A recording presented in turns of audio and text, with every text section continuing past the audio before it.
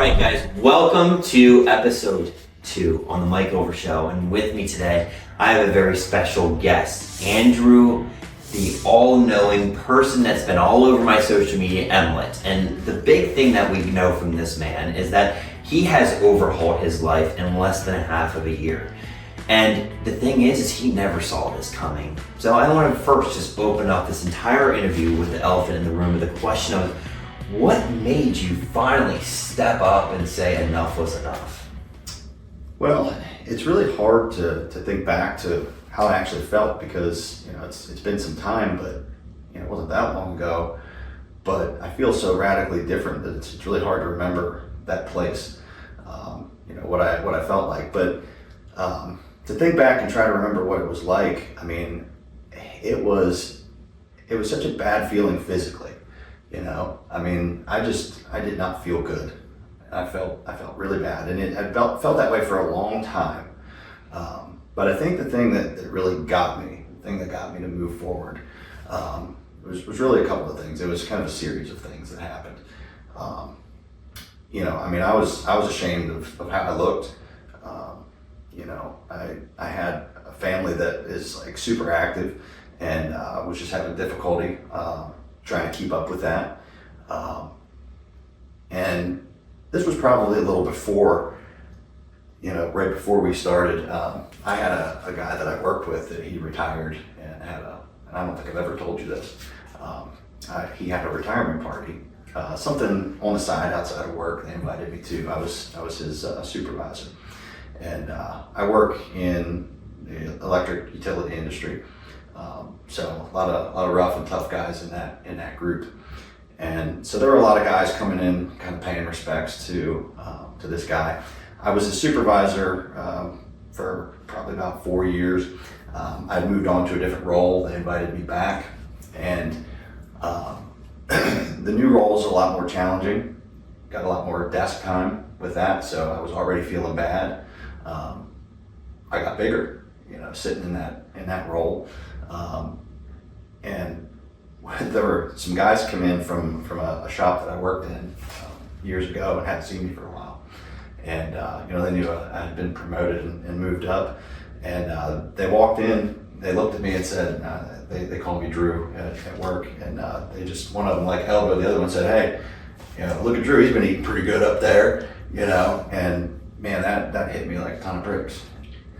It's funny you say that because a lot of guys have that sort of same experience where it's not necessarily their own feelings about themselves, but it's when they know something else hits them that really is the wake-up call, or we call it the gut punch, right? Like where maybe you're at an event and somebody mistakes you for somebody else because of your weight gain, or because of you not looking the same, or maybe it's because he couldn't keep up with his own kids. And then I remember him when he was telling me initially, didn't you mention too that you were even skipping work some days because your migraines were so bad?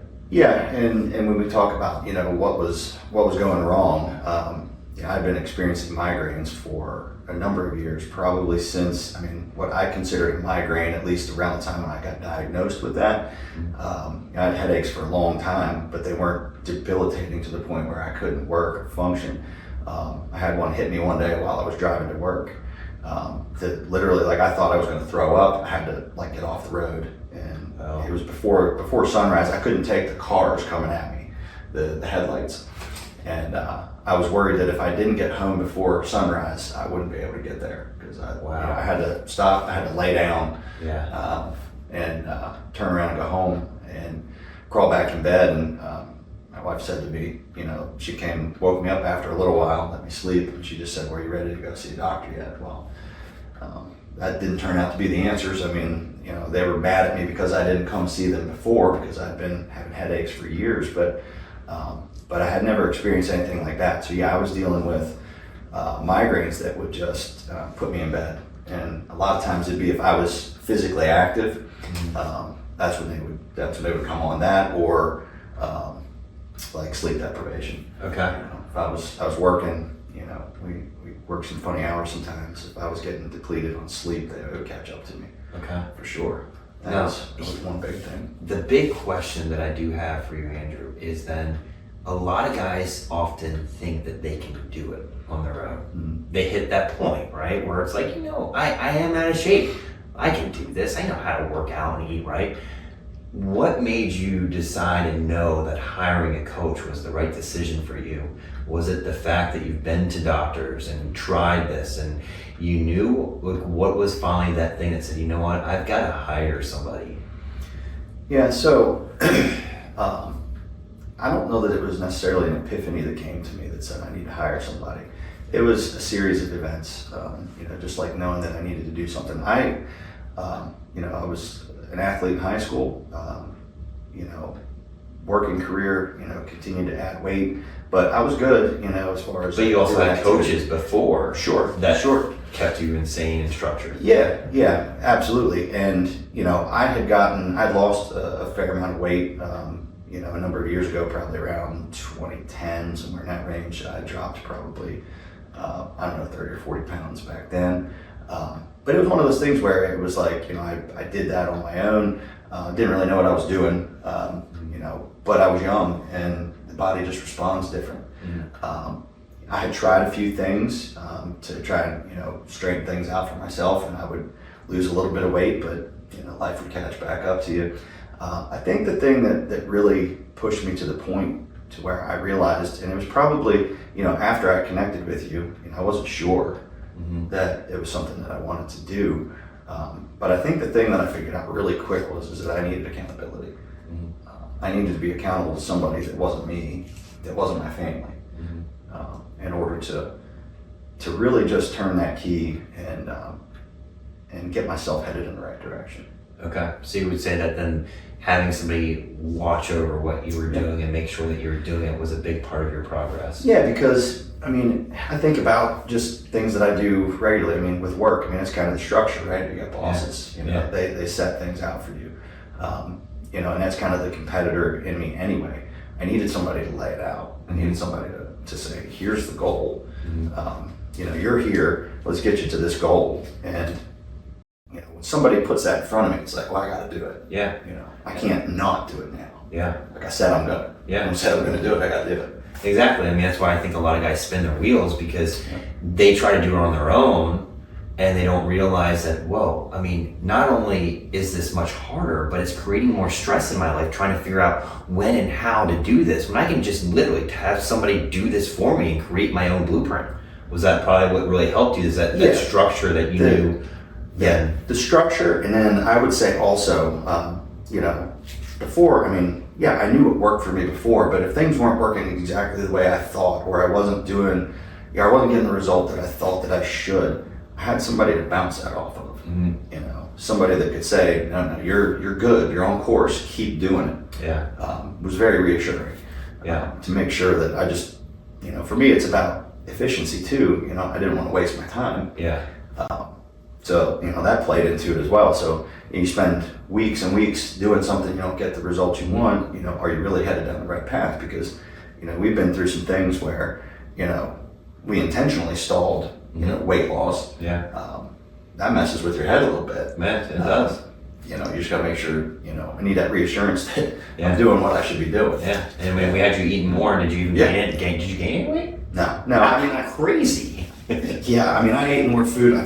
It felt like a job eating. I didn't gain any weight. I probably, I lost a little bit over a longer period of time. I remember you were actually starting to lose more. Start eating. Right. And then I remember your wife was like, he's eating sushi from a store. And we're in our car. What have you done to my husband? Yeah. So it's safe to say that, number one, what was the big thing that I didn't want to do that was the problem that seemed to be starting everything was the gut and the issues there and the inflammation. Because that's what's real allowed your body to now accept a lot of the food I was giving it. Right. So we covered the headaches. The other piece to that, there were really two big problems I had was the migraines and whatever gut issues I had going on. Day to day, I had no idea what I was going to be dealing with. Whether it was bloating, it just, things didn't work right. Yeah. That's all I know. And I've said this, and for anybody who's seen anything I've put out in the past, I've said, with how I felt, I didn't know, how long I was going to be around. I just know that I should not have felt like I did. And it was getting worse. Yeah. And I'm just like, I think, when you compound all those things together, It's like a little trickling effect. Yeah. At one point you just realize, you don't have the answers. Yeah. Doctors didn't have the answers. I mean, No. I saw a neurologist. I saw, they did, I don't know how many tests on me for digestive issues. Never really turned anything up. Colonoscopy. I mean, we went through the whole thing. And what I ended up getting out of the GI doctor was like, you need to take a stool softener. Mm-hmm. Like that literally was what he said to me, and I'm like, what? Or try some Tums, right? Yeah, I mean, it was like, man, you could just take some antacids, if you need that, and zero answers. I mean, not even interested in trying to figure anything out. And I think the big thing too that you would say is also not only you would accredit to a lot of your success with the healing of the gut, but then being informed on why and what it does and and how it's working is that I'm not one as a coach just to kind of do things and say, do this, do that. I taught you a lot about your body so you could learn your own methods and apply them. Yeah, definitely. I'm somebody who wants to know the why behind things. I don't know, maybe call it distrust. I don't know, but I like to know why I'm doing something. Yeah. And you did a ton of that, ton of education came along with it. And I think in the beginning, it's like, here's what you need to do. And, is there like every explanation behind that at first? No, not entirely, but it comes in time through the programs, through the videos that you have out there, the one-on-one chats that we just had back and forth. I'd ask questions that just seemed relevant to me, things I wanted to know why we were doing certain things. That gives you peace of mind that you know that you're doing the right thing. But I mean, once we got the gut issues, under control, it was just wild what you could watch the body do. And that's the part that just blew my mind. I was just like, okay, that's what we needed to fix. I mean, that wasn't what I knew that was, a problem, but I didn't know how to fix it. And I'll say a lot of guys have no idea that they even have gut issues. It's always a very blanketed part of the body that really needs to be working in all levels for your body to be successful at recomp, at building muscle, at losing fat, at being healthy, at having a strong immune system. It all revolves around the gut. And that's where I want to kind of lead to the next part of this is what really then, when you started to drop all this weight, feel different, your body's changing, what would you say was the biggest thing that you just were amazed with how life changed since you started dropping weight and feeling good about you? Was it maybe like your kids' view on you, or maybe the work production, or maybe even your marriage? What things did you start seeing like really dialing in life? A lot of those things, really. I think one of the first things that showed itself, the scale started moving. We saw that, but at the time I was so big, it was just like, I can see the scale changing. But did I look a ton different? No. That took time for that to happen. But probably the thing that struck me first that I couldn't believe, one of the things that I was dealing with, along with the headaches and everything, was just this insane mind fog. I would wake up in the mornings, my eyes were burning. The drive to work, I don't even know what I thought about, because it was just hard to have a thought. That's kind of what I remember. And, I don't know how many weeks in we were, and I sent you a message on it, because it just hit me. I was probably 3/4 of the way to work, and I just realized that the whole way there, my mind was completely clear. I wasn't fighting myself to stay awake.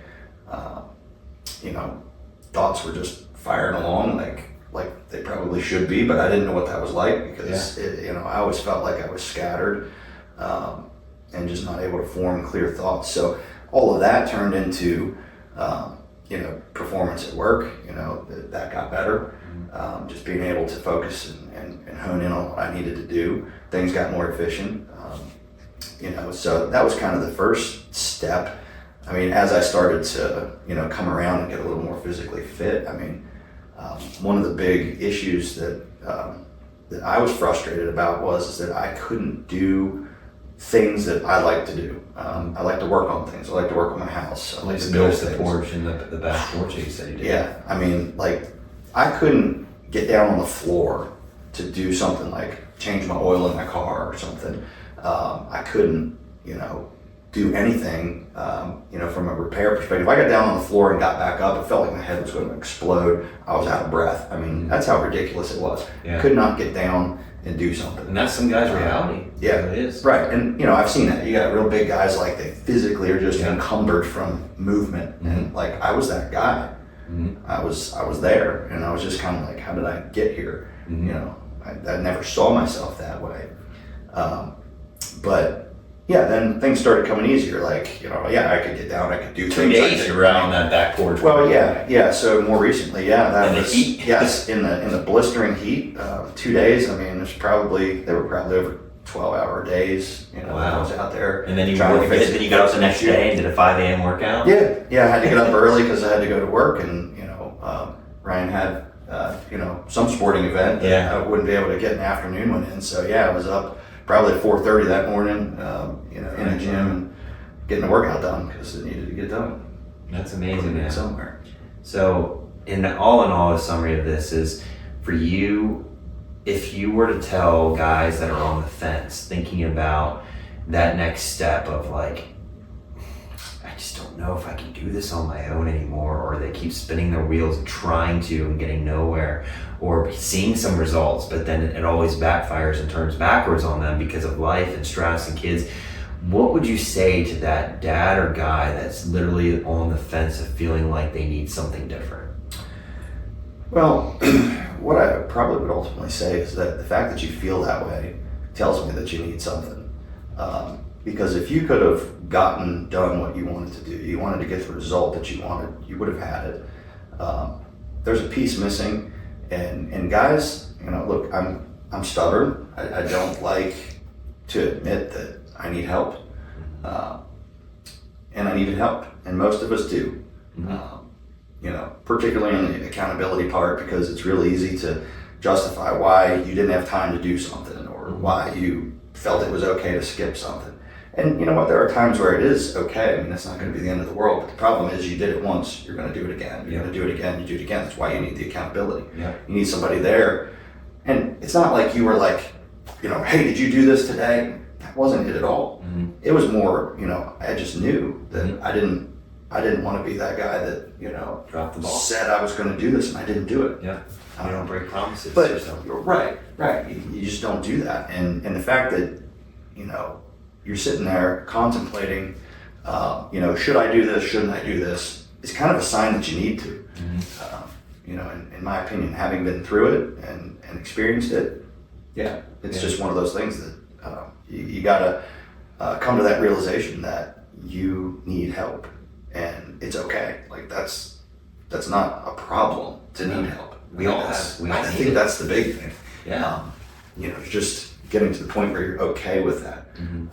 It's not a sign of weakness or anything. No. It's turned into one of the biggest strengths. That's actually the strongest people in our world, and mentors and business owners and CEOs, they all have coaches. And so the most successful people in our world, I feel like, are products of coaches that understand that when life gets hard and you can't figure out something on your own, you don't keep spinning your wheels trying to do it on yourself, because you would have gotten there by now. And Andrew will say, because he was this way, that we're our own worst enemy when it comes to trying to do things on ourselves that we know that we can do. Like, I can just skip this today, it'll be fine. Or you can convince yourself of anything in your mind, but when you have somebody that you have to report to, that conviction becomes different when you have to get on a call with them or show up and check in. So, I really appreciate it. I know that, we're actually in a new phase right now, working on really starting to get your body into a different stage of leanness, and it's definitely coming together for you pretty well. And I want you guys to know that his journey is not over. I mean, most people think like, hey, he's been with me for 6 months, is he done? No. I mean, this is the fun part about it, is now that we can manipulate and his body's been through it all, that this is the time where we can play and have fun. So the investment when your coaching comes is when we have to first heal, which is why I believe a lot of coaches go backwards and getting you in to try to get you there so fast that your body can't sustain the work that needs to be done. But now that he's done the work, we can have fun. And that's what he's seeing. I mean, he's still sending me pictures of, literally his abs are better than mine nowadays. So it's just really funny and comical, but I have to give you guys that realism. But at the end of the day, man, I'm very proud of you. And I thank you for all your time today. And I guess we'll just say that the biggest thing that you would tell other people is that when you have that need for where you think that you want to get somewhere, you don't keep trying to think that you can do it on your own. Yeah, I mean, that's really it. And for anybody who's, I'm 46, ready to turn 47 this month. Your body doesn't work like it used to. I mean, you could eat garbage and go pound out some workouts and you could drop some weight, and it just does not. I mean, it was a slow ride to where I got to, and that's the thing. Like, you just don't wake up the next morning and you're just like this out of shape person. It took a long time to get there. Blown away at how fast I was able to respond, because I just didn't think that. Knowing how bad I felt, I could not fathom that it would turn around that quick. But I didn't know how to do that. Yeah. What I did back then wasn't going to do it. I tried. I had started. Yeah. And you get discouraged, and you don't have anybody there telling you, this is the right way. This is what you need to do. That's invaluable. It really is. And I really appreciate you putting the trust in me. And I thank you for the time today. And I thank all you guys that decided to watch this episode. Stay tuned for more awesome interviews from my clients. And the next seasons of mjover Show is going to be pretty brilliant as we keep changing lives from the inside out. So make sure you like, subscribe, and share this with all of your friends that you guys know. And I appreciate it. All right. God bless. Thank you.